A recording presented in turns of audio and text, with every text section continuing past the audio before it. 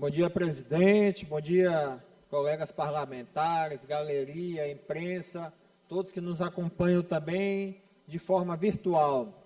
Quero registrar aqui a visita que eu fiz à Defensoria Pública, ao defensor-geral Gabriel Furtado, lá conhecendo mais de perto o trabalho, o grande trabalho que a Defensoria Pública faz. Fui lá no gesto para poder oferecer, destinar uma emenda para a Defensoria Pública, e na conversa com o Gabriel, ele me mostrou a questão dos econúcleos que estão sendo instalados para poder descentralizar cada vez mais a atuação da Defensoria Pública, e com isso também eu fiz questão de destinar um recurso para a implantação do novo econúcleo, que será o maior do estado, assim como o mais moderno também, que será na cidade de Balsas. O Gabriel conseguiu me convencer tudo bem, pois eu cheguei com a ideia inicial de indicar 300 mil de emenda, mas subi esse valor para 500 mil, ele me demonstrando o grande trabalho que a Defensoria faz, o projeto também ousado para a cidade de Balsas, e com isso eu fiquei muito feliz com a destinação desse recurso. Queria aproveitar também aqui e registrar que ontem na CCJ estava em pauta o reajuste dos militares. O colega de parlamento aqui, deputado Júlio Mendonça, que é o membro do Parlamento Forte na CCJ, fez o pedido de vista para que a gente possa debater mais o assunto, e também para que os militares possam ficar atentos, que já está próximo de ser votado o reajuste. Aquele reajuste, para quem lembra, que foi mais uma propaganda enganosa do governo do estado, onde foi anunciado que o reajuste seria de 20%, e que, na verdade, o reajuste mal chega aos 14%. Então, causou uma revolta muito grande aos militares, da expectativa que foi criada, e foram decepcionados mais uma vez. E a gente vai vendo como isso, a gente percebe a desvalorização da categoria dos militares, assim como dos servidores públicos em gerais. Até porque a gente observa que o governo do Maranhão aumentou o ICMS, tornando o maior ICMS do país, mas não chega a retribuição no nosso estado, não chega a valorização do servidor público, não chega a valorização dos militares. E aqui eu quero registrar o combate do soldado Leite, que está lá todos os dias na viatura, sentindo na pele o que é a desvalorização do militar. Eu tive a honra de tirar licença aqui para que o soldado Leite pudesse assumir o mandato e representar nesta tribuna, e muito bem, os militares. Ele que trouxe vários assuntos da categoria, sempre defendendo aqui, inclusive foi até enganado pelo governo do estado na questão das promoções, e eu também não fico aqui só no discurso, só para lembrar que eu sou o deputado estadual que mais destinei recurso para a segurança pública, e continuo cobrando também a valorização da categoria. Concedo aqui a parte ao colega Carlos Lula.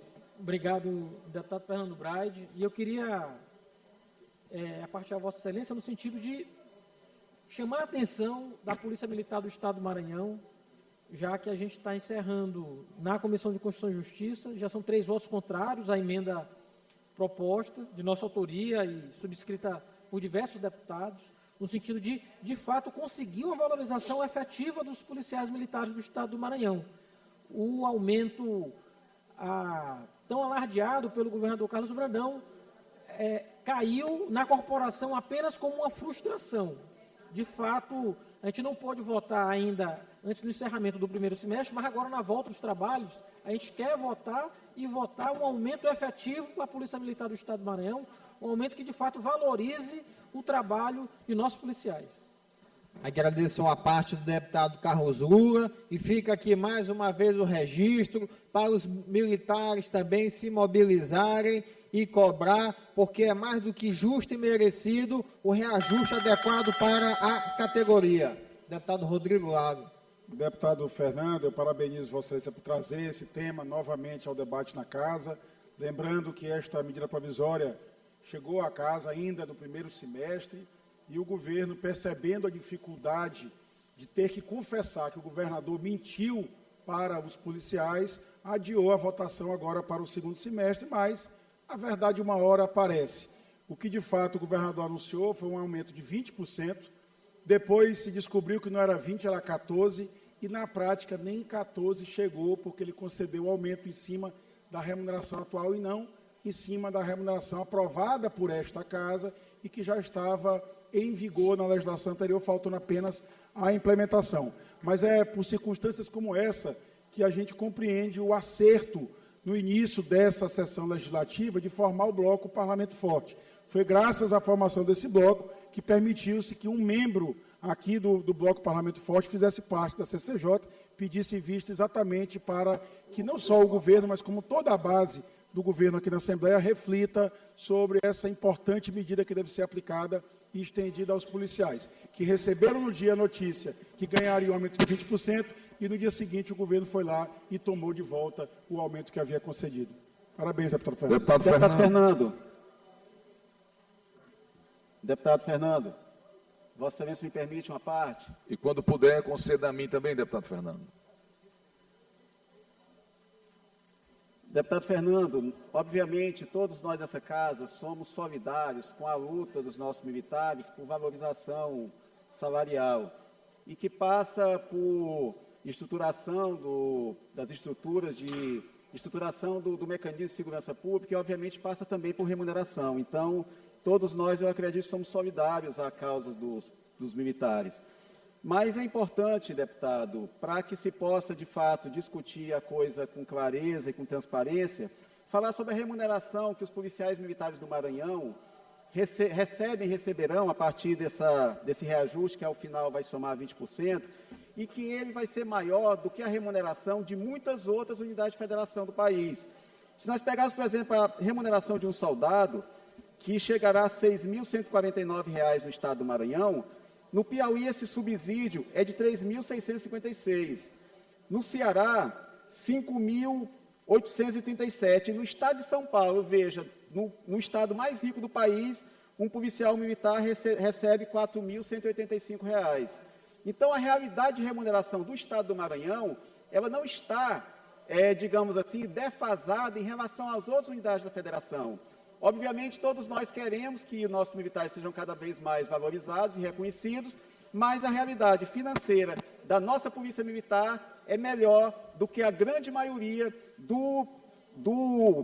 das unidades das demais unidades da Federação, e eu cito aqui 3 unidades da Federação, Piauí, Ceará e São Paulo, para servir de parâmetro. Então, eu queria fazer esse registro, deputado, para que fique bem claro o que o governo do Estado tem feito com relação aos militares e que a realidade não é tão ruim quanto se tenta fazer transparecer. Muito obrigado, deputado.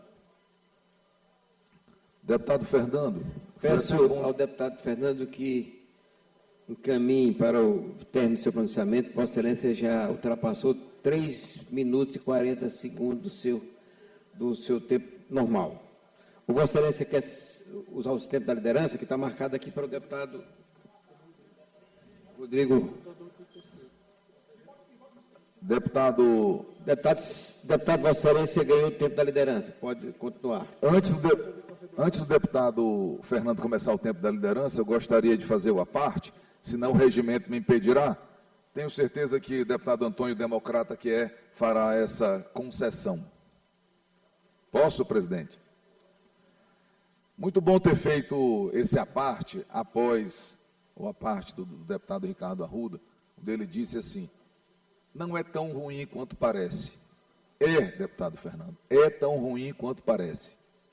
Eu queria até sugerir ao estimado deputado Ricardo Arruda que ele pedisse para algum militar, e tenho certeza que ele conhece vários, que o colocasse por algumas horas em um grupo de WhatsApp dos militares, para que ele tenha a noção da insatisfação dos militares do Maranhão com esse engodo do governador Brandão. quando ele finge dar 20% de reajuste, mas só dá 14%. Aliás, o governador Carlos Brandão, ele se especializou em mentir.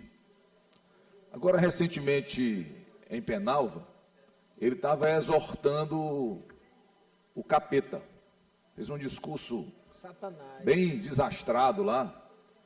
E eu acho que ele anda pensando muito no capeta, porque ele mente tanto que ele está virando o pai da mentira. E Vossa Excelência sabe quem é o pai da mentira, né? Pois é. Então, o governador Brandão, eu até falei nas minhas redes sociais, tenho quase certeza, mas eu não sou do ramo da saúde, que ele é um mitômano. Ele mente tanto que ele acredita na própria mentira. Mas tem uma solução, é aprovar a emenda que nós apresentamos, que não tem nada demais, deputado Fernando, e Vossa Excelência é muito feliz em trazer esse tema para cá. É apenas para que o reajuste seja de 20%, seja na prática de 20%, e não de 14%, porque ele dá 20 e tira 6%, e ele pensa que todo mundo acredita nas mentiras dele. Então, deputado Fernando, o tema é muito apropriado, e o deputado Ricardo, eu tenho certeza que, apesar do esforço hercúleo que ele faz para defender o que não tem defesa, ele sabe que esse reajuste, ele está ferindo o policial militar, que é tão importante para a segurança pública do Maranhão. Ele está ferindo, não só porque ele não vai ter o reajuste que ele merece, mas ele está se sentindo subjugado.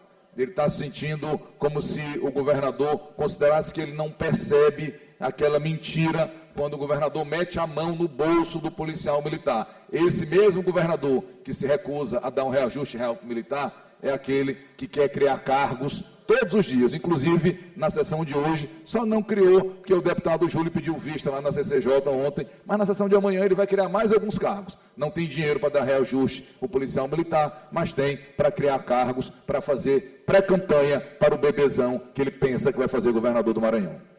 Senhor presidente, como o deputado deputado Antônio, Vossa Excelência, na verdade, como o deputado Otelino me permita só pontuar. Não concederei, Vossa Excelência pode depois, pela ordem, eu posso conceder, mas eu Você vem peço pela ordem, senhor presidente, deputado, porque, na verdade, como eu fui mencionado... Sim, Vossa Excelência pode se defender em outro momento, não neste momento, porque senão vai alongar e estamos quebrando aqui as regras das nossas normas internas, nosso regimento interno. Peço que Vossa Excelência possa concluir o vosso pronunciamento. Agradeço ao deputado Antônio, a parte também dos colegas, e ainda bem que o deputado Otelino fez essa lembrança também para eu incorporar aqui ao meu discurso, que essa semana também já chegou na CCJ, são 3 ou 4 projetos do governo do estado criando mais cargos ainda para a estrutura. Governador esse que não para de criar cargos. E quando a gente acompanha mesmo pela rede social, quase que semanalmente é aliado político empregado no governo. Então a gente percebe que ele não está preocupado com gestão, se a população está passando fome, que é pobreza ou não. Tudo para ele tem que estar inserido no PACO, Programa de Aceleração da Candidatura do Orleans. Esse governo só funciona para isso.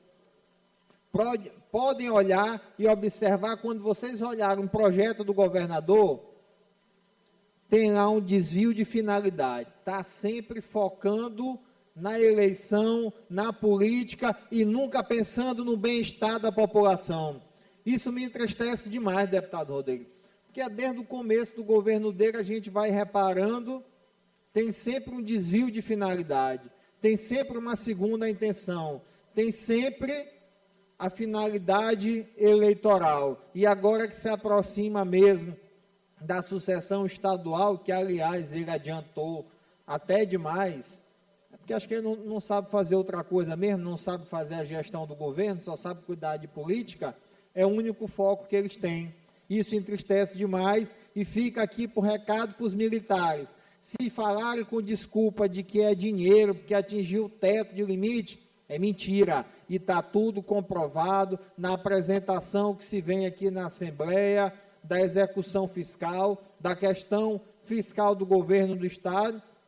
E, relembrando, deputado Rodrigo, na última apresentação que o secretário veio aqui, a gente pegou um golpe. não nos anunciaram antes da hora que dia ia ser a agenda, como ia ser, fizeram a apresentação escondida, a gente só soube depois pela rede social. Então fica aqui também meu repúdio a esse tipo de exclusão que temos aqui, que o governo do Estado não aceita ser contestado, porque não podemos mostrar a verdade, o Maranhão que o Brandão não quer que a população conheça.